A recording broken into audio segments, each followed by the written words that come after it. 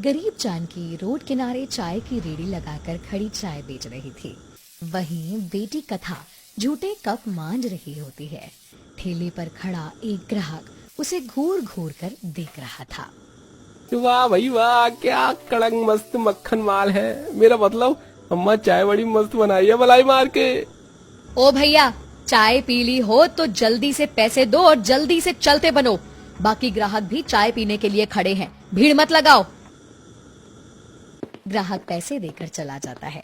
तभी खराब मौसम के साथ मूसलाधार बारिश चालू हो जाती है। हे राम जी, ये बारिश तो हम गरीब का रोजी रोटी कमाना भी दूभर करके रख देती है। माँ, कितनी बार आपको कहा है कि एक त्रिपाल खरीद करके ले आओ ताकि टपरी में बैठ के लोग चाय तो पी सकें। बरसात लग गई है। बिटिया, बड़ा त्रिपाल 1000-1200 का आता है। चाय मुट्ठी भर बेचकर जो थोड़ी आमदनी होती है उसे घर के खर्च और तेरे पिताजी की दवाई दारू में लगा देती हूँ। तभी उनकी झोपड़ी के आगे एक महंगी कार रुकती है, जिसमें से एक अमीर ज्यादा हाथों में त्रिपाल लिए निकलता है। ये लीजिए माँ जी, ये त्रिपाल रख लीजिए, और ये मुकेश की किताबें और ड्रेस। नहीं चाहिए। किसने कहा था आपको ये सब लाने को? अगर आपको ये लगता है कि इन एहसानों तले दबाकर मैं अपनी बेटी का हाथ आपके हाथ में दे दूंगी तो ऐसा नहीं होगा। माँ जी, आप कथा के लिए मेरा रिश्ता क्यों अस्वीकार कर रही हैं? मैं उसे खुश रखूंगा। यदि ऐसा है तो जाकर अपनी माँ से बात करो। अगर वो मेरी गरीब बेटी को अपने घर की बहू बनाने के लिए राजी है तो मैं शादी कर दूंगी। विहान गाड़ी में बैठकर महल लौट आते हैं, जहाँ शाही मेज बिछी थी। दर्जनों नौकर चाकर खड़े थे। विहान बेटा, आज देख, मैंने आज बावर्चियों से खास तौर पर तेरे मनपसंद शाही पनीर और शाही टुकड़ा मिठाई बनवाई है। मेरे पास बैठकर खा, मुझे तुझसे कुछ खास बात करनी है। माँ, मुझे भी आपसे जरूरी बात करनी है। मैं एक लड़की को पसंद करता हूँ, कथा नाम है उसका, लेकिन गरीब घर की लड़की है। विहान, तूने सोच भी कैसे लिया कि मैं किसी 2 कौड़ी की गरीब जादी को तेरी दुल्हन बना करके इस महल में लेकर आऊंगी? मैंने तेरे लिए अपनी सहेली अपराजिता की बेटी पत्रलेखा को चुना है। उनका साज समान खानदान हमसे मेल खाता है। तेरी शादी मेरी पसंद से ही होगी। अगर आपका यही फैसला है माँ, तो मेरी इच्छा जान लीजिए। मैं शादी करूंगा तो केवल कथा से, वरना सारी जिंदगी कुंवारा रहूंगा। टूटा हुआ मन लेकर विहान कमरे में चला जाता है। तभी कौशल्या कहती है, शारदा बहू, कैसा कठोर मन है तेरा, जो तू अपने औलाद की खुशी नहीं चाहती है। रहने दीजिए, आपकी बहू को केवल अपनी ऊंची नाक बचानी है। पर एक बात याद रखना शारदा, कहीं ऐसा ना हो अपनी झूठी ठाट बाट बचाने के बदले बेटे को खो दो।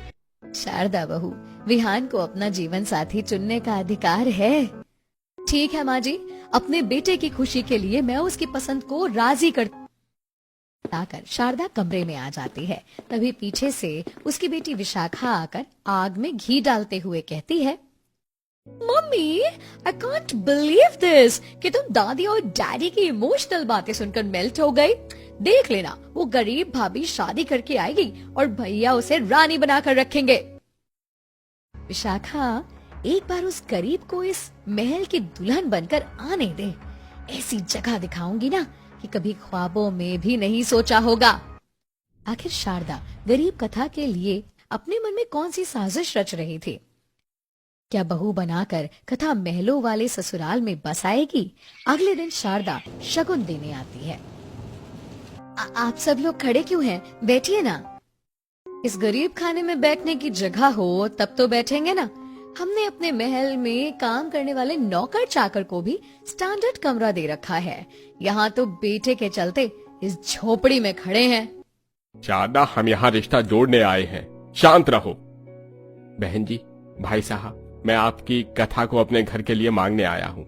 शादी का सारा खर्चा हमारा रहेगा, आप केवल कन्यादान कर दीजिए। भाई साहब, ये तो हमारे गरीब बेटी का भाग्य है जो वो विवाह करके महलों में बहू बन जाएगी। तब खट्टे मन से शारदा कथा के हाथ में शगुन शादी का जोड़ा नारियल मिठाई रखती है।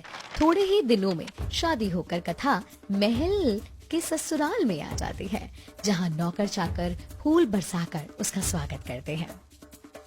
आइए बहू रानी, आपका स्वागत है। कथा ये गंगा माँ है, बस यूं समझ लो ये मेरी माँ के जैसी हैं। इन्हीं के हाथों में मैं पला बड़ा हूँ। प्रणाम गंगा माँ। बहू रानी, आप मेरे पाँव मत छूइए, मैं इस महल की दासी हूँ। देख लीजिए माँ जी, ये रही आपके पोते की पसंद, जिसे नौकरानी और सास के बीच में परख भी नहीं पता।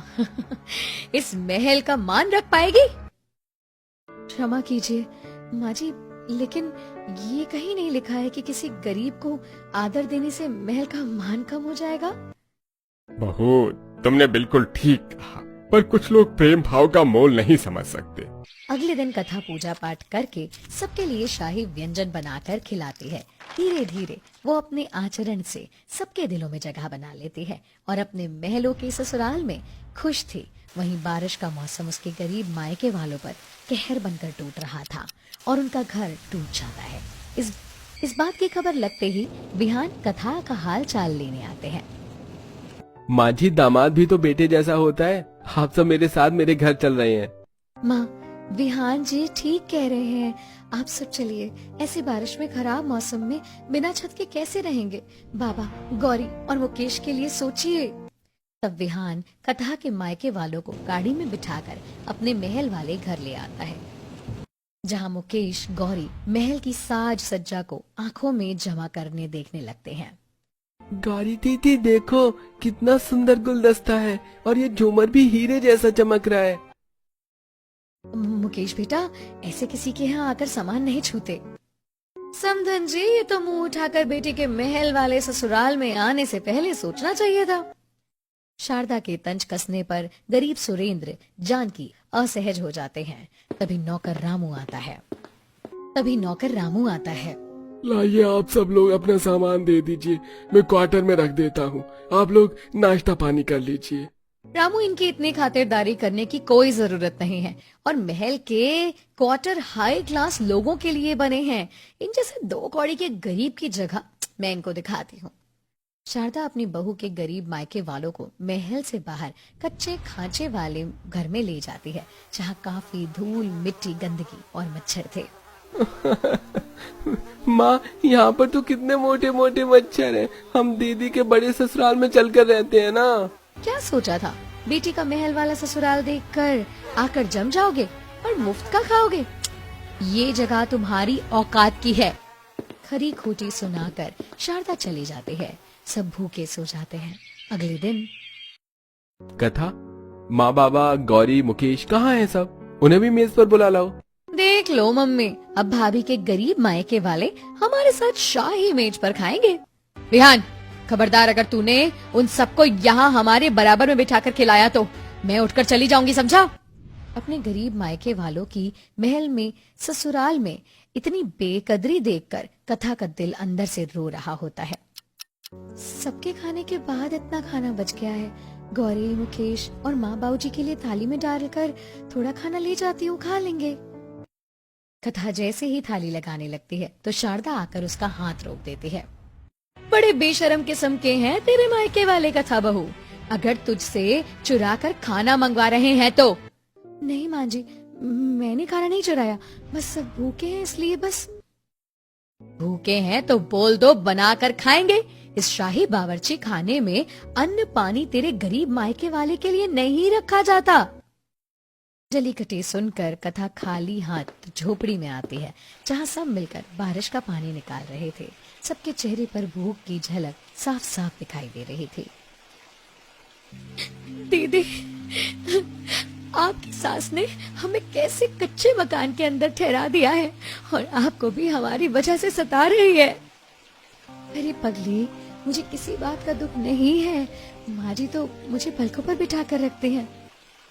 ये झूठी खुशी मत दिखा कथा। इस महलों की बहू बनने से तो अच्छा होता मैं तुझे किसी गरीब के हाथों ब्याह देती। इस महल में शादी करके भी कौन सा तूने कोई सुख भोग लिया। जानकी के ऐसा बोलते ही कथा के मन की दुख व्यवस्था आंखों में आंसू बनकर बाहर निकल पड़ती है। वहीं जब भी शारदा मौका पाती तो अपनी बहू के गरीब मायके वालों को नीचा दिखाती और एक दिन उन पर चोरी का इल्जाम डाल दिया। आखिर तुम 2 कौड़ी के गरीब लोगों ने अपनी गरीबी जता ही दी ना। तुम जिस थाली में खाते हो उसी में छेद करते हो। तुम्हारे दुख मुसीबत की घड़ी में मेरा बेटा तुम्हें इस महल में लेकर आया और तुम यहीं पर हाथ साफ करने में लग गए। समधन जी, आप हम पर ये कैसा लांछन लगा रही हैं? अरे हम गरीब हैं, नमक रोटी खाकर रह लेंगे, पर चोरी, वो भी अपनी बेटी के ससुराल में, अरे वो कभी नहीं करेंगे। ज्यादा दूध के धुले मत बनो, तुम सब निकल जाओ यहाँ से। तुम गरीब किसी भी तरह से हमारे परिवार से रिश्ता जोड़ने के लायक नहीं थे। शारदा सुरेंद्र को जोर से धक्का देती है, जिससे वो जमीन पर गिर जाता है। अपने पिता का इतना अपमान कथा से सहन नहीं होता। बस कीजिए माँ जी, बस। आज मैं इस महल के सारे रिश्ते तोड़ती हूँ। आप यही चाहती थी ना कि मैं सदा आपका और विशाखा दीदी का दिल जीतने के लिए हर जतन की हर कोशिश करूं, लेकिन अब नहीं। चलिए माँ पिताजी। रुक जाओ कथा, तुम इस घर से अकेले नहीं जाओगी। 7 फेरे लेकर तुम्हें अपनी धर्मपत्नी बनाया था और तुम्हारा साथ निभाने का वचन दिया था, इसलिए मैं भी तुम्हारे साथ चलूंगा। अपने बेटे को बहू के साथ जाता देखकर शारदा का घमंड चूर चूर हो जाता है। अजी देख रहे हो तुम, हमारा बेटा इस गरीब बहू के लिए हमें छोड़कर जा रहा है। तुमने हमारे बेटे के आगे कोई रास्ता नहीं छोड़ा शारदा। अरे माँ तो अपने बेटे का घर बसाती है, लेकिन तुमने तो अपने बेटे का घर अपने हाथों से तोड़ना चाहा। इसीलिए आज वो हमें ही छोड़कर जा रहा है। अब इस आलीशान महल में तुम ही रहना, क्योंकि मैं भी उनके साथ जा रहा हूँ। मालकिन, हम सभी इस महल से नौकरी छोड़कर जा रहे हैं। आपको आपका महल मुबारक हो। सभी को महल से एक साथ जाते हुए देखकर शारदा का गुरूर चकनाचूर हो जाता है और वो जमीन पर गिरकर फूट फूट कर रोने लगती है। बहू रुक जा, इस महल को छोड़कर मत जा, मुझे माफ कर दे। मैंने घमंड में तेरे मायके वालों का अनादर किया है, मुझे माफ कर दे। शारदा की आंखों में पछतावे का आंसू देखकर कथा का दिल पिघल जाता है और वो रुक जाती है। इसके बाद शारदा अपनी बहू के मायके वालों का मन से आदर भाव करती है और दुख की उस स्थिति में उनकी मदद भी करती है।